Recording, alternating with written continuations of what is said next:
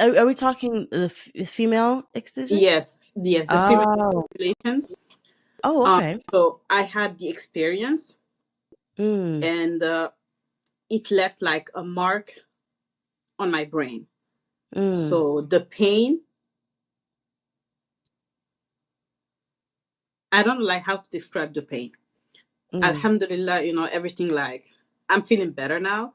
But when I was pregnant with my first, the first thing that I had in my mind is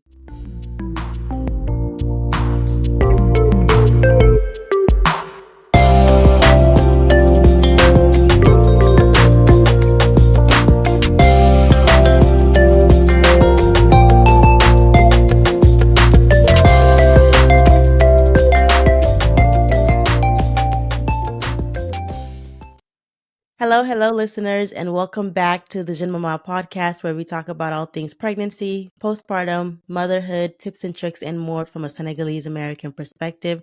I'm your host, Aissatou, and today I have a very special guest for you guys. Her name is Hawa. She's a mom of 4, and she has so much to share with us.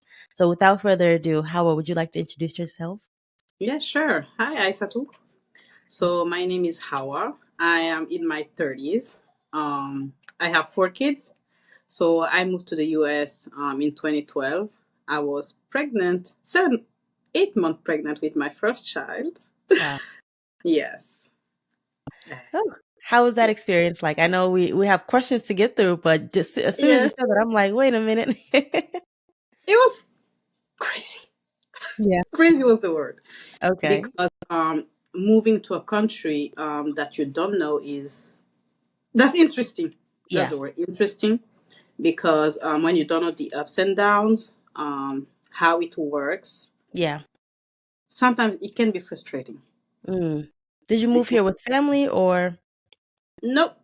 Just came with my husband. My Wow. husband lived here at the Okay. time. Yeah, so I Okay. left France for the US. Very different countries.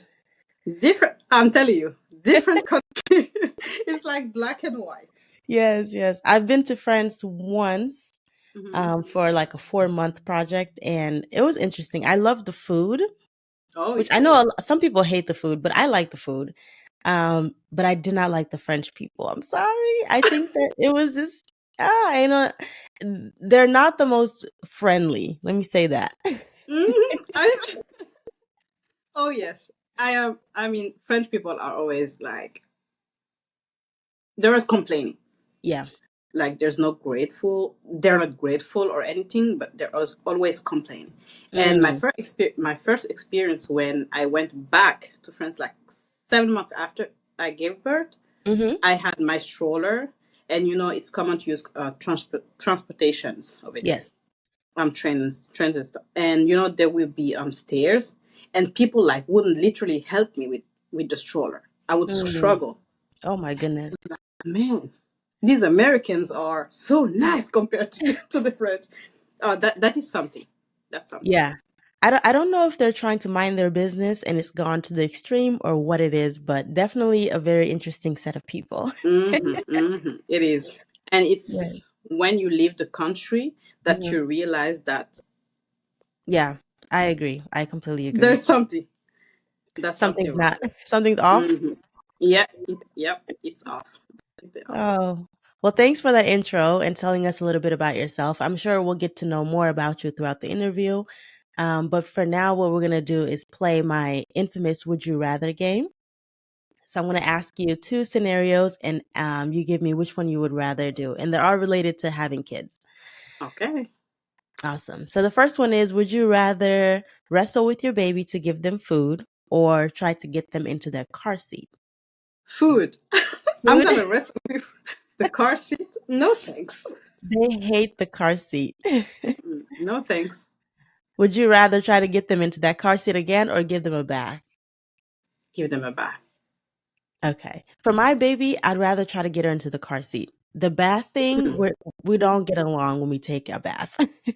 Oh, how funny. Yeah, she hates it. Oh my goodness. She literally will cry and like she'll stiffen her back. So you're trying to make sure she's safe and she doesn't care. She just wants to get out of the water. I don't know what's going on. Wow. It will change. My third one was the same, but Okay. when he turned one and a Hmm. half, he would go and ask for a bath, literally. That's what I'm hoping for. I try to make the Hmm. water comfortable. I use like these nice scents around me so so she can be comfortable. And Hmm. she just does not yet. Maybe when we get to the 1.5, 2 year mark, she'll end up liking baths. She will. She will. Yeah. Would you rather watch kids' cartoons all day or spend all day at the park with your kids? That's interesting. We're gonna watch the cartoon. Cartoon.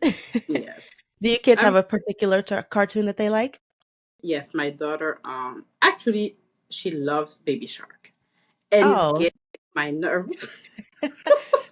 I think a lot of Oh, parents share that sentiment. oh no. I think it was fun and stuff, but it's annoying. It's getting annoying, yeah. Hmm. With Cocomelon and stuff. Oh, it's annoying. Mhm.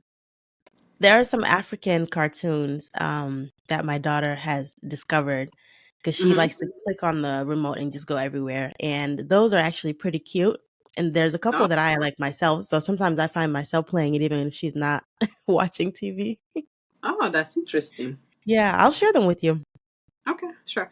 Would you rather deal with a diaper blowout or try to get your baby to go to sleep? The blowout. The blowout. Because going to sleep is that's Yeah. Oh my goodness. it can be awful sometimes. My daughter, both of these, I'd rather do neither of them because she doesn't she's hard to get to go to sleep. But then the diaper blowout, the reason I don't like it is because it turns into laundry. It turns into all these other things. So honestly, they're both pretty horrible options. Yeah, well, I'm gonna deal with the blowout. Yeah, no, I don't blame you. And then finally, would you rather have surprise triplets or a surprise baby at age 50? Age 50? Yes. No thanks. So you'll take No. the triplets? Yes, I'm gonna take the triplets. Awesome. Well, thank you for indulging me in that game. We can now move on to the interview questions. So I know you gave us a little bit in your intro around moving from France. Could you tell us a little bit more about that initial experience of being here, having your first child in the US, away from family, even though you were with your husband? How was that like for you? Because I know a lot of my listeners are first time moms who are in the US or are in a foreign country by themselves away from family. So when I came here, we were in the state of Rhode Island. Okay. So I had no family whatsoever, and my husband worked. Mm, So I used to stay home by myself. And you know, states like Rhode Island, like sometimes they don't have sidewalks. And in mm, Europe, I was used to sidewalks. Like I okay. could go outside and walk just like in Atlanta. You know, sometimes some areas Yeah. doesn't have sidewalks, right? Yes. The first week, I was trying to recover from the flight because it was exhausting. Mm-hmm. So after settling down, um, we tried to go to the first appointments. So I spoke tiny bit like of English, not a lot. Okay. So it was like a struggle. There's a barrier of communication with me and the Mm-hmm. doctor. So thank God they had a translator on site, Okay. and we tried to communicate back and forth. Like the doctor was very nice. She tried to explain things like how it would work, Okay. but it was frustrating because I didn't know the system. Everything like Hmm. was new. I used to come back and forth, but I don't know like how the health system worked here. Yeah. And I knew that when I would deliver, I would be alone, no family member. Yeah. That's tough. That's Mm. definitely I'm getting chills as I'm listening to you talk because I think even for someone who is familiar with the system, like me, I came to the US at age 8. So I grew up here and even me, going through the system for the first time was very nerve-wracking. I didn't know what questions to ask. I didn't know what to expect when it was time to deliver. You know, you always see it in movies where people kind of go into spontaneous labor and they're like, it's time to go to the hospital. But in reality, that's not how it always works. So I definitely empathize with you on the point of that barrier. I think the barrier exists even if there is no language barrier, because the medical language is different than the English It language. is. And then Mhm. when you layer on top of that, you know, the French versus English, I can definitely imagine how nerve-wracking that would be. So, I mean, I commend you for going through that experience. And you know, at the time, there weren't like support groups like there are nowadays. Mhm. So there was internet. You would Google here and there, but you know, sometimes you would Google and then it's gonna like frighten you. You Yeah. know, so Yep. sometimes it's best not to go and look for some Mhm. answers. So, and as a West African background, you know, there's a taboo subject. So my mom didn't talk to me like about how it would happen, like Mm. what I need to do. Yeah. You know, there's like a taboo subject, like some stuff that they don't talk about. Yeah. And, you know, that's something that I wish she would have told me about. I agree with that completely. I think we spend so much time in our culture talking about how you should be strong and how you got this just because You you're a got it. woman. Exactly. And while that is very empowering, it's also not the most helpful at times when you just need to know specific answers. Like, this thing that I'm feeling, what does that mean? Or yeah, you know, our moms, they've had multiple kids, most of Mm, us.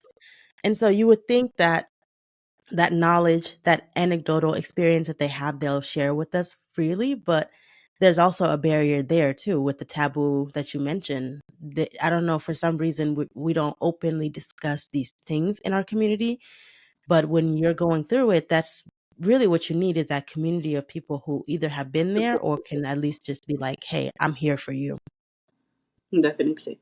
Yeah. Def- Oh my goodness. The empowerment thing for me was big. My mom, I remember when I was pregnant, and she basically, the message throughout the whole time was that I needed to show how strong I was. I needed to not, you know, appear weak in front of my husband in the delivery room. Ah, And I was like, what are you talking about? that's a big one because, like you said, women are supposed, especially like West African women, like we have to show how strong we are. We are Hmm. not we are not allowed to show how vulnerable we are. No. And you know, and we need this support because Yes. at the end of the day, we are all human beings. It's Yes. like, you know, they're gonna say to your husband, "Oh, don't cry, don't cry," but you need to let your emotions out in Hmm. order like to start over. You need to let your emotions out. You need to talk to someone. I completely agree with that 100%, especially on the male side. Maybe I'll get a guest to come in and talk about that, but I think it's like you mentioned, it's a very normal and human emotion to show crying and Mm, vulnerability. But definitely during pregnancy, it's a very vulnerable time. You don't it know is. if you're gonna make it or not. It's a very dangerous journey. It So is. I think we have to just put more warmth around it and more understanding, and not shame people for going through certain things. I think with the generations that are coming up, Hmm. we are gonna do. Our mom did the best that they could because they were raised the same way, but we Hmm. are gonna do the work. We are Yes, going to help our daughters, and it's gonna change. It's not gonna change overnight, but you know, step by step. I agree. I agree. It's a generational change. Mm. Now, I have a question for you around something that I know when I was pregnant, I was like, no, I don't want it. I don't want it. And I ended up getting it. The epidural.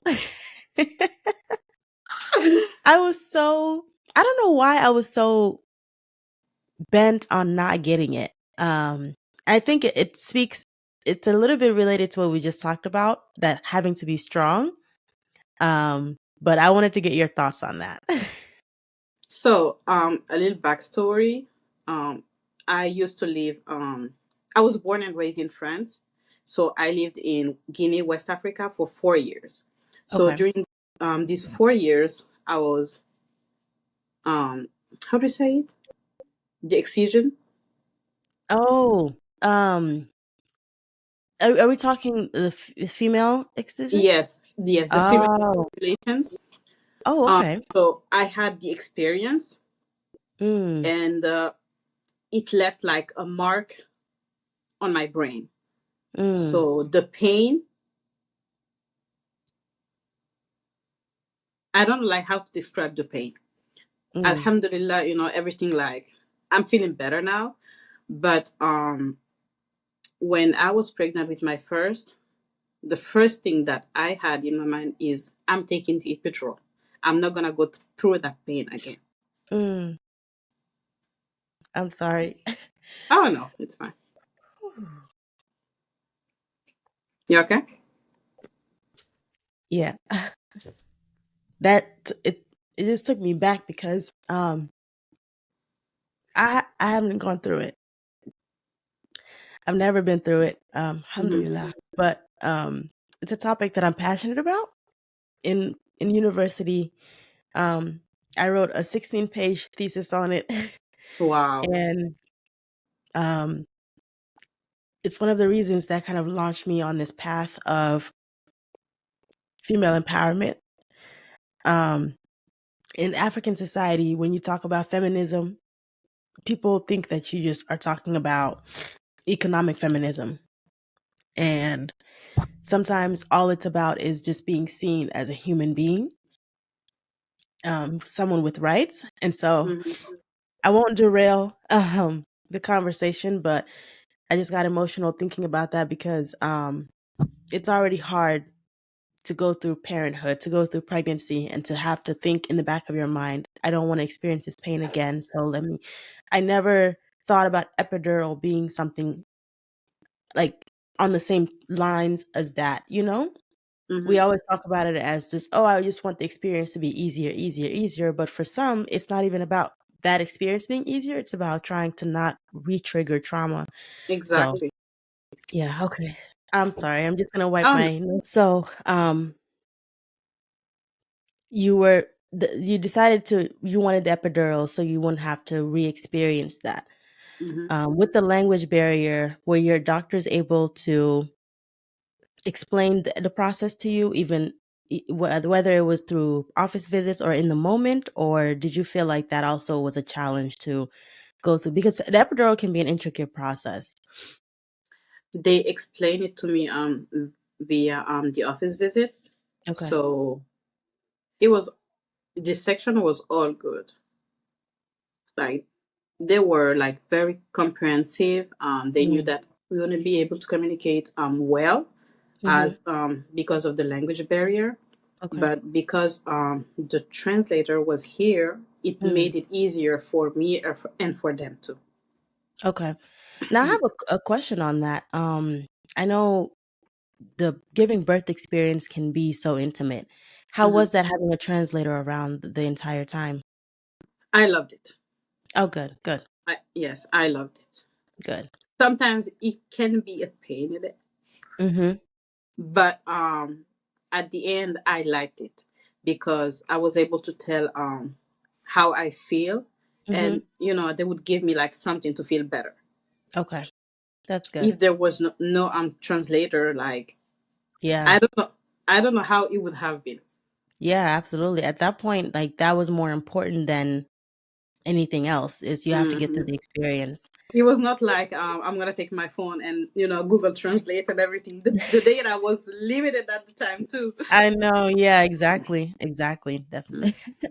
I want to shift gears a little bit now and talk about nurtured roots. So I want to give you an opportunity to tell my listeners about what that is and how they can plug in. So the Nurtured Roots, it's a brand that I created last year. I haven't officially launched yet, Mm-hmm. but it's designed to help moms, especially new moms, to Mm-hmm. accompany them through the postpartum period. So what I experienced, like coming in this country, finding myself all alone in a country that I don't know, Mm-hmm. that's frustrating. Mm-hmm. And I want to be able to offer moms support, a community, and offer them holistic care. And by holistic cares, in all means, Mm-hmm. I also have planned some African traditions herbal teas. So I want to help them connect with African heritage, because our Mhm. heritage is super rich, Mhm. but sometimes we don't know, or our parents don't know, or sometimes it's our grandmothers who have all these remedies that are Mhm. good, by the way, for us. Yes. Because sometimes when I look at medicine, it can have like some side effects, Mhm. just like the epidural. Side Yeah. note: we didn't talk about the backache. Oh my goodness. It's so bad. Yes. And is it lifelong? Because I thought it was gonna be painful for a little bit and then I'll be good, but this thing, my back hurts every day now. Right now I'm fine, but a couple hours ago, like, my lower back was aching. Yeah. And side note, I don't know if it's because last year around March I stopped Mhm. taking any kind of contraceptions. Okay.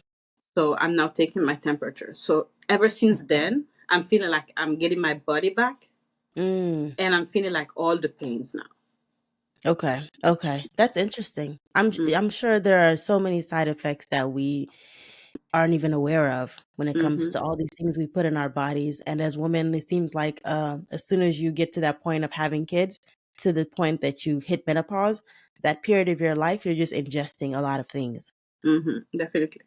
Hmm. And even when, like, sometimes I can be dealing with a headache, and I won't take Tylenol. And Mm. a few weeks ago, I think there was a note about the Tylenol, which is not good for pregnant women, Yes. which is kind of like, Yeah. you're gonna go there, they're gonna recommend, oh, you got pain, take Tylenol. It's safer Yep. for Yeah, they tell you like it's better than ibuprofen, but now they're saying neither one. you. Yeah. Mm-mm, mm-mm. Hmm. Yeah. So what I would suggest is to go not to go all natural, because sometimes we do need antibiotics to heal. Hmm. But when it's not necessary, find something natural. Yeah. Yeah. Absolutely. And that's why I like Nurture Roots. I can't wait for it to launch and for folks to hear about it because that is exactly what we need in our community. Mm, When we talk about support and having someone there, even if they're not physically next to you, but just knowing that there's a resource that you can tap into, I mm, think our sisters would really, really appreciate that. And I think definitely. you made a good point too around how some of the knowledge is passed down generationally, but because we're not close to home, we may not be privy to it the way sisters back home would be. Yes, and sometimes it's keeping within a household, Hmm. which is, I find, is not fair to some people, because a few years back I didn't know about, like, all of these herbs, like the sep. Hmm. I don't know if you know sep. Yeah, I've heard of it recently. Someone told me to try it for my Yeah, back pain. I didn't know about that. Yeah. I had, like, no idea. Yeah, there's a lot of things that we just don't know about Mm-hmm. and they have nutritional values, but I think part of that, I'm going to challenge it a little bit. I think part of it is that in our culture we're told to do things, but we're not told why. Um, and sometimes you can piece two and two together, but a lot of the times it's like, oh, you should eat rui. Like Just so rui, do it. yeah, just do it. And then I don't know, for me, I like to know why. And I think a lot of people are similar in that way that they just want to know why. I think about like a kid who's 2 and you tell them to do something and they're like, "Why? Why? Why?" And Mm-hmm. it's an inquisitive part of who we are. So I think the Yes. more we can and I think too from a health standpoint, the more we can put the why behind certain things, it can help people orient to the best solution faster Oh so that yeah. they don't have to go through trial and error. Oh yes. Yeah. And that's something that I would like to share with people, Mhm. because we need to go back to our roots. Yeah, We need absolutely. to go back to our roots. We need to go back to our holistic care, like how we Mhm. used to do. Mhm. Like I said, when I gave birth, I was all alone. But then I had no one to tell me about, like, binding your belly or stuff Mhm. like that. Nowadays you can find it on the internet, but back in the Mhm. days, mm-mm, Yeah. you wouldn't be able to find it. So I'm No. happy that now our people are getting out and talking, which is good for our community. Yeah, absolutely. Absolutely. Well, thank you so much for sharing all that information with us. I'm excited for it to come out. I'll be sure to share it with my listeners as well. And I'll be happy to have you back once you do launch it, so you can tell folks how they can get in contact with you and Sure. just really get into that community, because I think more than anything, that's what we need today. Definitely it is. All right. Well, thank you, listeners, for tuning in to today's episode. Thank you, Hawa, for taking the time to talk to us. We really appreciate it. And with that, we'll give you a rendezvous for the next episode. Thank you, Aissatou. Thank you.